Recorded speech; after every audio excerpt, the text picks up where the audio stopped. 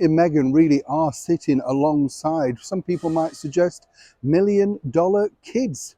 As ever, let me explain.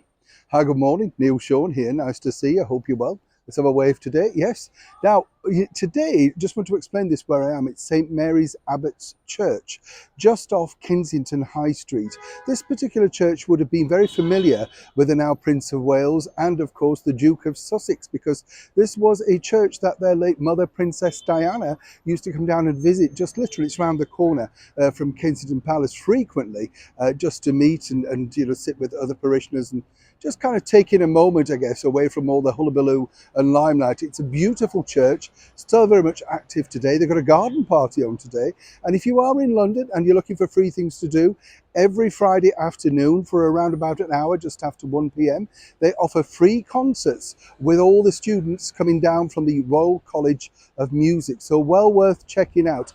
Beautiful little sanctuary in a very busy Kensington High Street, as you can imagine. Back as ever to your breaking royal story of the day. I mean, we've often said here on the show, those children of Harry and Meghan are a complete mystery. We've seen snatches for money via Netflix and then hidden away, and that is their prerogative, as they've said. But it does sort of reek a little bit of strangeness when you think, because not only have we never really seen the fully signed forms, which were normally displayed outside on an easel outside Buckingham Palace, once of course the royal birth is announced, particularly of the succession line. That's a bit confusing, to say the least. And then, really, they basically lied to us all about when Archie was born. I don't really know what their objective was, whether they thought we were so interested or wanted to be secretive.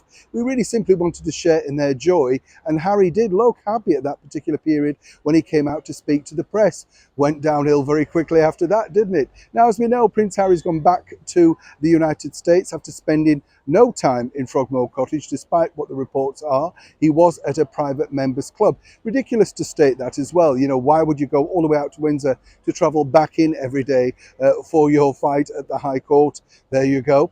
But we like to bring you it first here on the channel. What's interesting though now is, and this is where it does become really interesting, Harry and Meghan's children, which are now of course Prince Archie and Princess Lilibet, are worth a bomb, quite literally. And this has been spelled out to the ex-royals, Harry and Meghan. Now, as you can understand, for them, it's a very strange dichotomy, isn't it? Because they now have children with titles after the king graciously and rightly so granted the line of succession.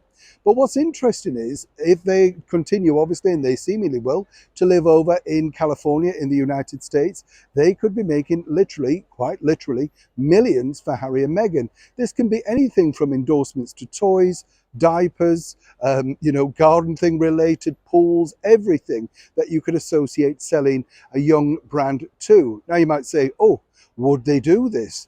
But you see, the figures, and they are eye-watering figures coming in to Harry and Meghan's office, are literally because they've now got signed with a major agency, and people know how to contact that agency. They put forward their ideas. Even just simply having a picture of Prince Archie saying he likes this jumper would be worth millions. And people talk about Meghan Markle becoming an influencer and charging a lot for her posts. But really, the true money is on Lily and Archie. And as we know already, their domain names were put together for future reference, some might say. So now, while the invisible children remain invisible, when they do become visible, once again, will it be for millions? And who could persuade Meghan, or indeed Harry, to say yes to turning down that sort of money? It's going to be interesting times as the royal couple, who are really facing some setbacks now with Netflix and Spotify and the other deals that they thought were going to enrich them, will have to look around at new ways of revenue streams. Simply, could this be the one? Neil Sean in the very heart of London.